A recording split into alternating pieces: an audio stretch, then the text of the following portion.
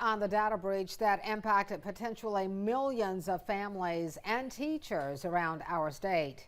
The State Department of Public Instruction has signed a new contract with PowerSchool, the software company that fell victim to hackers late last year.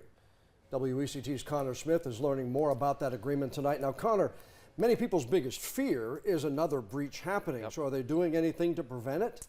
Yeah, John, DPI officials say this contract is for different services than the ones that were hacked late last year. And they say there's a number of security measures in place now, including using the North Carolina National Guard.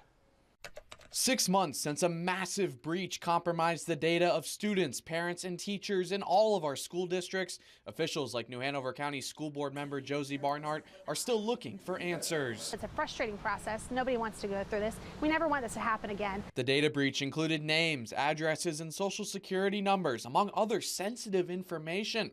We told you last month that hackers then tried to extort money from schools and families using the data they got from software company PowerSchool.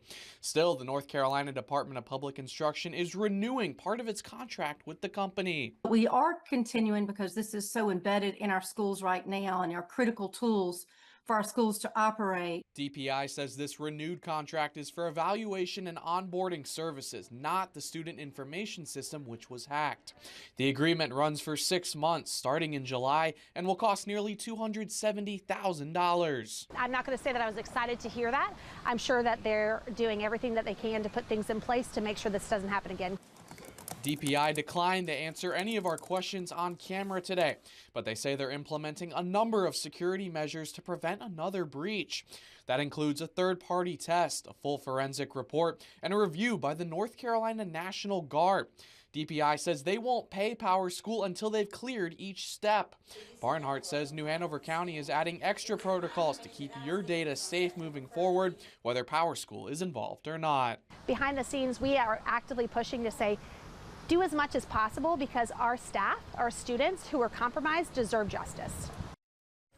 A reminder that if you were impacted by the breach, you have until the end of July to enroll in free identity protection and credit monitoring programs. We do have links to those inside this story on our website. John? Well, Connor, we know that the Attorney General is investigating what caused the breach. Is there any update on that side?